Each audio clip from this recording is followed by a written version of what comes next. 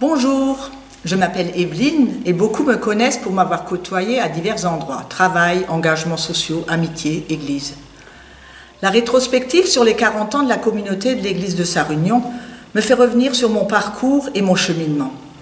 Je l'ai fait en relisant mes journaux de jeune à l'internat, j'avais 11-12 ans, et les souvenirs me reviennent. Ma grand-mère maternelle, peut-être aussi ma mère, priait avec nous au coucher. Les parents artisans travaillaient tard le soir au bureau. En colonie de vacances à Guebwiller, à la Ligue pour la lecture de la Bible, petit souvenir, nous avions un petit carnet avec des couleurs. Notre cœur est noir, la première page était en noir. La seconde, rouge, le sang de Jésus qui lave nos cœurs. La troisième page était blanc, c'était nos cœurs qui avaient été lavés. Et la quatrième page était en doré, c'était la vie éternelle. Je sais que Jésus est le Sauveur. Mes parents nous ont orientés ainsi, car eux-mêmes, en tout cas ma maman, allaient écouter l'évangile prêché en allemand par les frères Burer, sous tente, quand j'étais petite. À 11-12 ans, à l'internat, je rencontre des jeunes de Mittersheim. Nous nous réunissons à la corderie, là où il y a les chaussures. Rudy, mon cousin, y est aussi, d'après mon journal. Je veux savoir comment on devient chrétien. Car on ne naît pas chrétien, il faut naître de nouveau par la foi en l'œuvre de Jésus. Je fréquente alors régulièrement le week-end les groupes de jeunes de la région, Fénétrange avec le pasteur Hartnagel, Ratzwiller avec Gérard Henel, Domfessel avec le pasteur Gérard Schmitt, et en semaine à Strasbourg, le GBL. Lors de la projection dans la région des films Moody, Jeunesse insoumise, La Croix et le Poignard, je suis interpellée. Et je participe aussi au feu de camp avec Nicolas Kessely dans les villages alentours.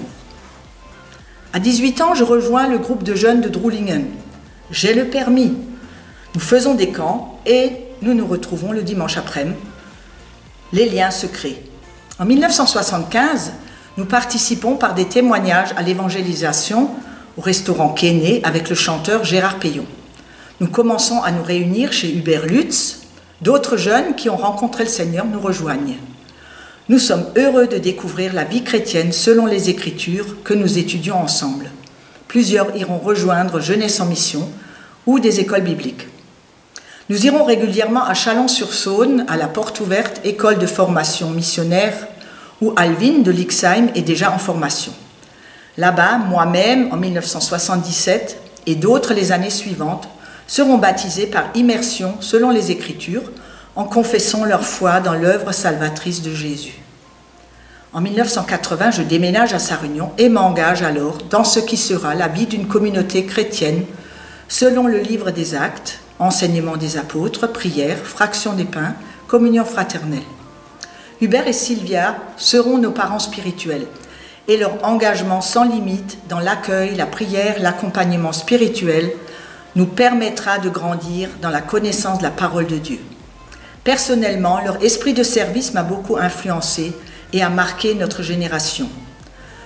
Nous avons souhaité nous rattacher à un mouvement et sommes devenus dans un premier temps une annexe de l'église de Pentecôte de Strasbourg. Leur salon devenant trop petit et la conversion d'adultes a été la raison d'être de l'ouverture d'un local, ancien restaurant Rib. Plein de zèle, tour à tour en fonction des besoins naissants, nous nous sommes enrôlés dans l'accueil, l'enfance, la gestion, les repas communautaires. Dans les années 1990, lors d'un burn-out, j'ai réalisé l'amour inconditionnel de Dieu. Je le savais, mais je devais l'intégrer dans ma vie. Une expérience forte pour moi. Quand je ne ressentais plus, quand je ne pouvais plus, Dieu, au travers de sa parole, m'a parlé, consolé, orienté. Malgré les difficultés et déceptions, car il y en a dans la vie chrétienne, je suis restée attachée à l'église locale qui a été mon ambassade. Et je restais en effet, malgré ma faiblesse, une pierre vivante. Ma foi a été éprouvée de bien des manières. 55 ans par monts et par vaux. Mais j'ai compris que cette épreuve est nécessaire pour enlever les scories de cet or précieux que nous sommes et pour remporter le prix de la course, l'éternité avec le Seigneur. La communauté a été et est la famille de Dieu dans laquelle nous pouvons nous soutenir, nous entraider, nous encourager, mettre en pratique, donner, recevoir, en étant respectueux les uns envers les autres.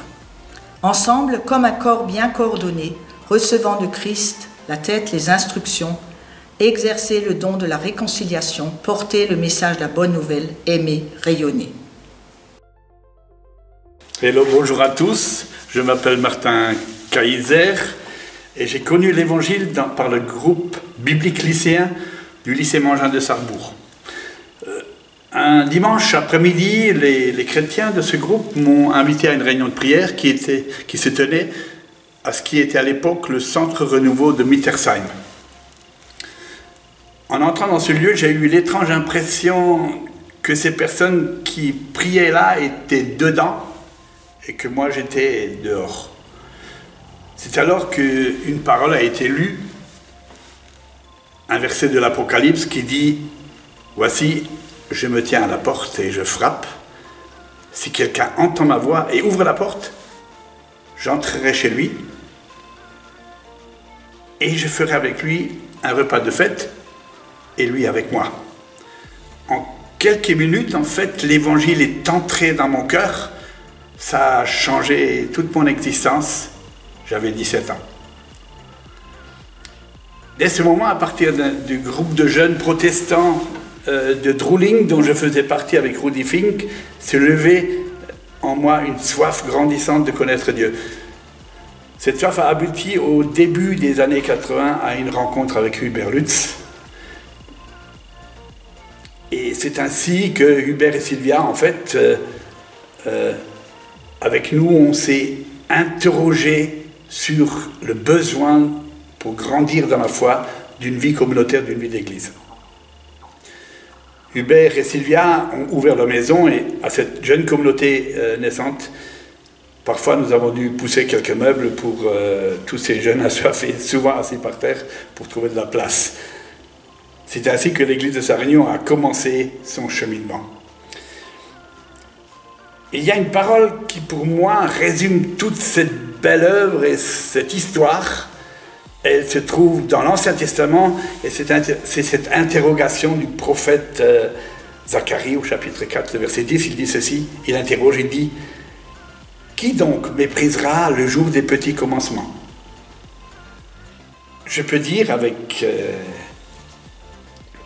foi que nous n'avons pas méprisé les petits commencements. Nous n'avons pas voulu grandir trop vite.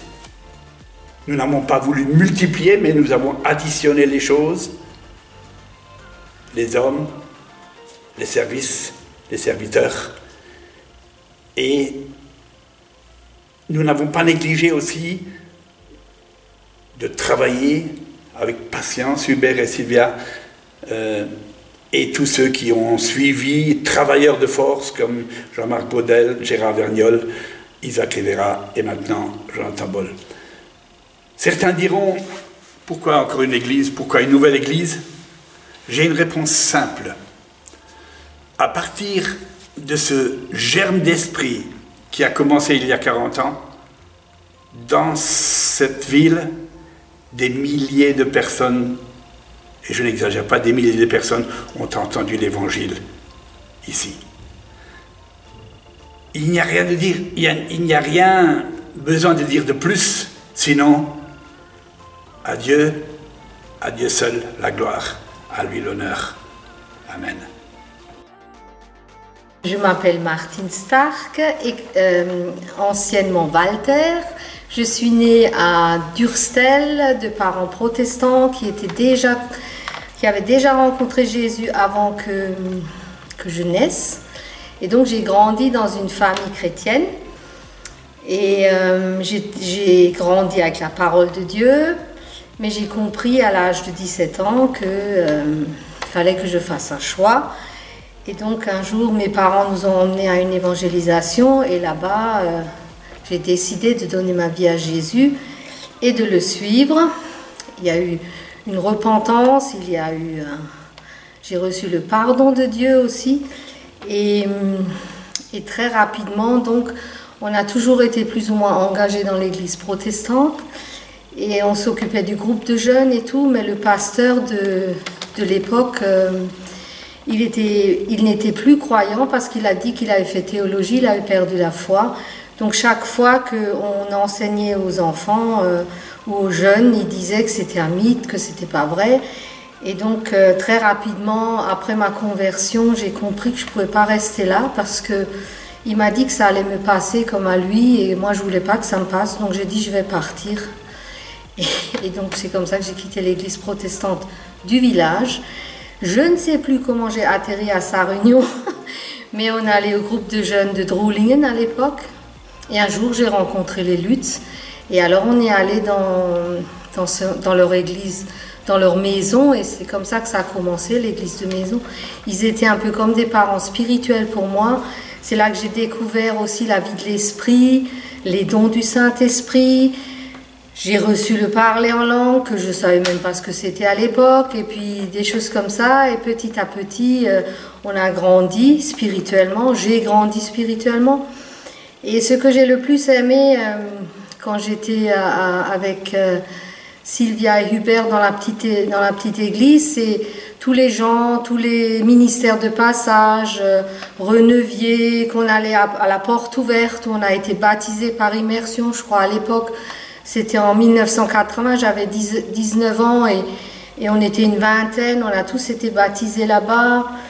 Le fait qu'il nous ait encouragés à partir à Jeunesse en Mission, ce que j'ai fait des camps d'été. C'est comme ça que plus tard, je suis partie à Jeunesse en Mission pendant 1 an et demi.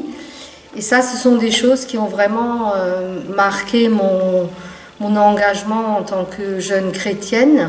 Et ça me suit encore aujourd'hui, tout ça. Et moi, j'ai pas vraiment été là quand ils ont constitué l'église. Quand ils se sont rattachés à l'église de Pentecôte, je suis revenue après. Et donc, j'ai été membre de l'église qui était dans le vieux restaurant et membre de l'église ici jusqu'en 97 ou 98, je ne sais plus exactement. J'ai jamais regretté ce temps à la Pentecôte. Parce qu'il y a des choses, après, plus tard, on est allé à l'église protestante, charismatique. Aujourd'hui, on est engagé à Strasbourg dans une église évangélique charismatique. Et je dirais que je suis heureuse de savoir que cette église, on y a contribué pendant tout un temps à ce qu'elle grandisse, à ce qu'il y ait des gens qui rencontrent le Seigneur. On a contribué aussi à la construction du bâtiment et je me dis c'est super de voir ce qui se passe encore aujourd'hui et la vie qui continue à y avoir au travers de tous ceux qui y sont et de me dire que chaque personne étant une pierre vivante, on contribue quelque part à l'élaboration de ce que Dieu désire, l'œuvre de Dieu et son Église. Et donc le verset qui m'a suivi, moi, toute ma vie, je l'ai reçu quand j'ai été confirmée. Et c'est Jean 10, 27 à 28. Mes brebis entendent ma voix, je les connais et elles me suivent. Je leur donne la vie éternelle et elles ne périront jamais et personne ne les ravira de ma main. Et ça, c'est mon héritage de protestante. Et je dirais que tout ce qui touche à la personne du Saint-Esprit et au Saint-Esprit, ça c'est mon héritage et la découverte aussi de la Trinité, du Père plus tard. Ça c'est mon héritage chez les évangéliques. Et je voudrais vous laisser un verset dans 1 Pierre 4, 7. La fin de toute chose est proche. Soyez donc sages et sobres pour vaquer à la prière. Mais avant tout, ayez les uns pour les autres une ardente charité, car la charité couvre une multitude de péchés. Et je voudrais aussi encourager tous ceux qui sont là aujourd'hui, enfin tous ceux qui voient cette vidéo, de se rattacher à une église parce que c'est important d'être rattaché au corps de Christ et de dire, parce que je sais que c'est le cas aussi chez nous, il y a beaucoup de gens qui vivent les cultes au travers d'Internet, mais c'est quand même pas la même chose. On a besoin d'une assemblée pour être avec les frères et sœurs afin d'être soutenus et de pouvoir grandir en Christ. Merci. L'année de mes 12 ans, ma mère est tombée gravement malade. Elle a fait une dépression nerveuse, ce qui l'a emmenée à plusieurs reprises à être hospitalisée. J'étais triste et angoissée de cette situation, ça se comprend, Et souvent, je criais à Dieu pour cette situation. Donc, mon adolescence était assez triste du fait de cette maladie. L'année de mes 15 ans, j'ai eu 2 copines de classe qui nous parlaient souvent de Jésus et qui chantaient des cantiques pendant les récréations. On se moquait d'elles. Vraiment, elles étaient la risée de la classe. Mais ce qui m'a étonnée, c'était qu'elles ne se départissaient jamais de leur gentillesse. Et ça m'avait interpellée. Et par leur intermédiaire, j'ai été faire un camp de jeunes avec le pasteur Kessly. Et là, j'ai vraiment découvert comment Dieu m'aimait. J'ai voulu qu'il fasse partie de ma vie, mais pas uniquement quand j'avais besoin de lui. Mon cœur a été alors rempli de joie et de paix suite à cette décision. Par la suite, j'ai cherché la compagnie de personnes qui avaient vécu la même expérience. Et c'est ainsi que j'ai rejoint le groupe qu'animait le pasteur Hubert Lutz. Nous y prions et étudions ensemble la Bible. Et j'ai même retrouvé avec tous ses amis. La joie, l'amour, l'entraide qui y régnait me faisait du bien. Nous étions vraiment une famille. J'ai aussi eu la joie que ma mère vive cette même expérience et qu'elle prenne Dieu pour son ami et sauveur. J'ai à présent 68 ans, tout n'a pas toujours été facile, mais Dieu ne m'a jamais laissé tomber, il était avec moi dans tout ce que je vivais. Il m'a guéri de mes crises d'épilepsie, il a protégé ma fille Muriel dont les médecins voulaient que j'avorte, craignant une malformation, et puis elle est superbe, elle est bien. Et beaucoup plus récemment, mon mari a été gravement malade, mais Dieu l'a rétabli. C'est pourquoi je veux surtout témoigner de la paix que Dieu donne dans les moments difficiles et combien il nous encourage tout spécialement par sa parole. Bonjour, je m'appelle Nicole et voici un bout de mon témoignage. Je me suis convertie en 1973, lorsqu'un pasteur qui nous a mariés est venu nous visiter et m'a parlé de ce que Jésus a fait pour moi à la croix. Pendant 10 ans, j'ai été enseignée de cette assemblée, mais on n'y parlait jamais du baptême. Nous étions dans un groupe, les Compagnons de Christ, et on est allé partout témoigner et chanter notre foi. Puis j'ai changé de région. Après la conversion de Lucie, je l'ai accompagnée chez Hubert dans son salon. J'avais soif de la parole de Dieu. Quand il créa la première église en 1980, j'y ai trouvé une famille spirituelle et un havre de paix. J'ai été interpellée par Marc 16,16, un jour, par « Celui qui croira et qui sera baptisé sera sauvé », convaincue que je devais m'engager. C'est le 17 octobre 1982 que nous étions les premiers baptisés à Sarre-Union avec Laurette et Richard. En 1985, Dieu m'a appelé au service auprès des enfants de l'école de dimanche. Par 2 Chroniques 29, verset 11, « Considère maintenant que je t'ai choisi ». Et comme je me sentais incapable, par Josué 1, verset 7 à 9, « Fortifie-toi et prends bon courage et agis ». C'est avec une grande joie que j'ai passé 28 ans à enseigner, des 4-6 ans jusqu'aux pré-ados et même les ados. Et je vois avec plaisir plusieurs d'entre eux s'engager l'un après l'autre avec le Seigneur. J'avais toujours rêvé de faire une formation biblique et cela fut possible par extension. Pendant 4 ans, de 1998 à 2002, j'ai beaucoup appris sur Dieu et ses attributs, sur l'amour de Jésus, sur le Saint-Esprit et sur l'Église. Après, je rejoins la chorale. Nous avions des moments forts ensemble. Et dans les EHPAD, quand ils ont fredonné avec nous les chants allemands de Noël. Pendant 20 ans, avec mon mari, nous étions dans le service Agape et cafétéria. Puis avec Lucie, on a préparé la Sainte Seine. Et maintenant, j'ai la joie de faire l'accueil. Que toute l'Église soit bénie pour tous les chants, les messages qui nous font du bien au cœur et pour les prières de mes sœurs. dans les moments où c'était les plus difficiles.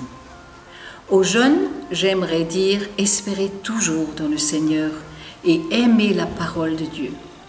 À tous, j'aimerais laisser ces paroles de Romains 8, verset 28. Toute chose concourt au bien de ceux qui aiment Dieu. Soyez bénis. Je m'appelle Lucie et voici mon témoignage. Ma sœur Nicole a prié pour moi et m'a invitée à des soirées d'évangélisation en 1977, où j'étais très touchée par l'amour de Jésus pour moi et j'ai répondu favorablement. Après, j'ai rejoint le groupe qui s'est réuni chez Hubert, où il expliquait la parole de Dieu. Là, j'ai eu la soif de connaître Jésus.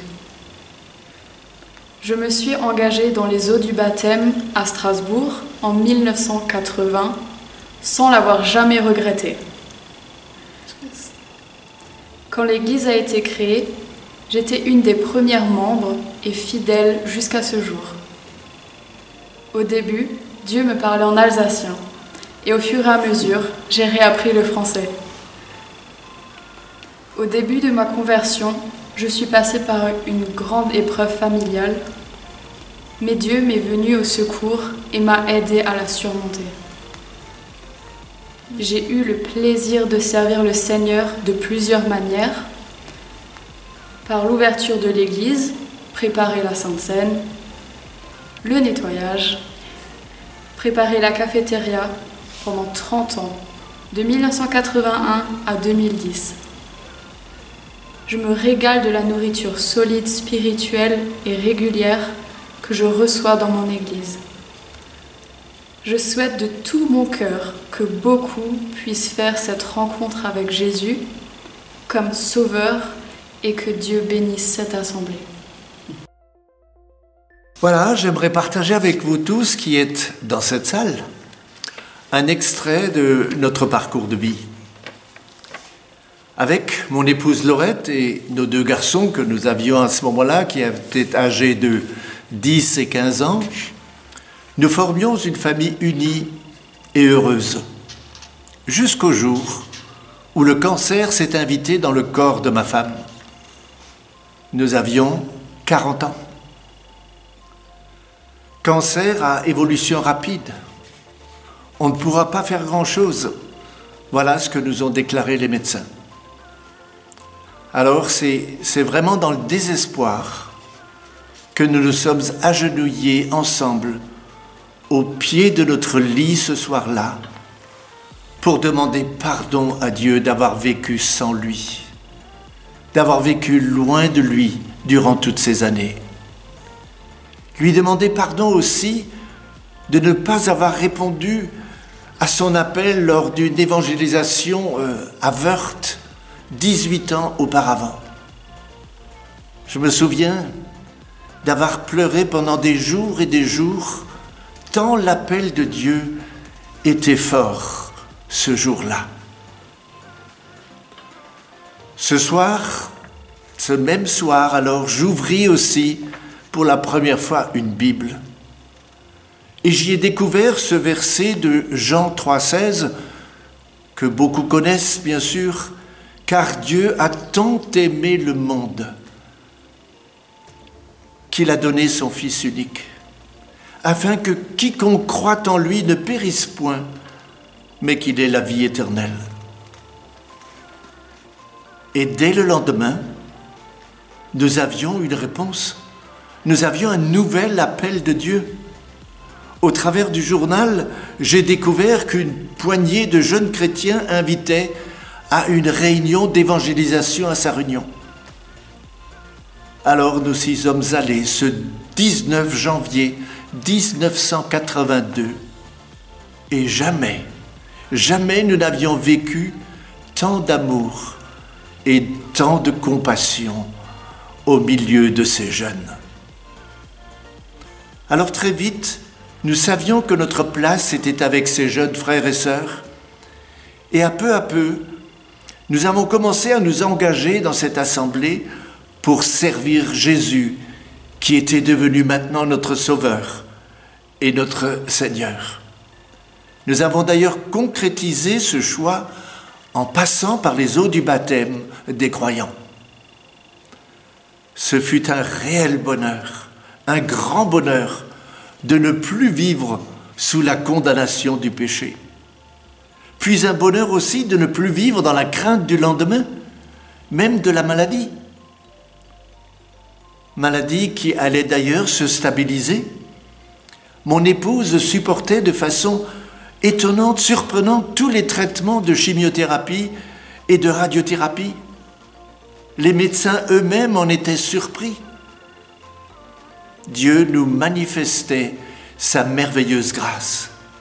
Nous avons vu nos enfants grandir, se marier, nous donner 2 petites filles. Et c'est avec bonheur et enthousiasme que nous avons pu servir ensemble notre Seigneur pendant 26 ans. 26 ans encore de sursis pour mon épouse, au sein d'une assemblée qui nous soutenait, qui nous accompagnait et qui priait pour nous sans relâche. Jusqu'au jour où mon épouse reçut une parole du Seigneur, une parole qui disait « Ma grâce te suffit ». Elle me dira alors, le lendemain matin au petit déjeuner, « Je sais maintenant que je ne guérirai pas ». Et elle demanda au médecin alors d'arrêter tous les traitements. Mais l'Église continuait à prier pour elle.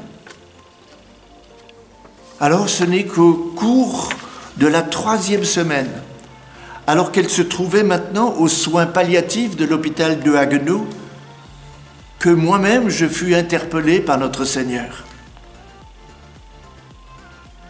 Cette voix me disait « Es-tu d'accord pour que je la prenne auprès de moi ?» Non. Non, fut ma réponse. Non, je ne pouvais pas la laisser partir. Il me fallut 2 heures. 2 heures de prière, 2 heures de combat pour répondre que ta volonté soit faite.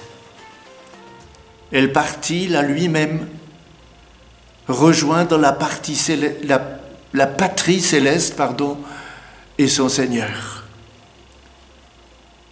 J'expérimentais alors la réalité de cette parole de Genèse 2:24. Ils ne feront plus qu'une seule chair. Oui, ma chair était déchirée. Aujourd'hui, je vis sans elle depuis 13 ans, mais je ne suis pas seul. Jésus est avec moi. Ma famille est avec moi. L'Église est avec moi. Et je fais partie d'une famille magnifique qui bientôt sera l'épouse de Jésus. Alors je ne peux que vous inviter ce matin à vous tourner vers Jésus, vous aussi, et à vous livrer à lui. Il a donné sa vie pour le pardon de vos péchés et pour que vous ayez la vie éternelle. Amen.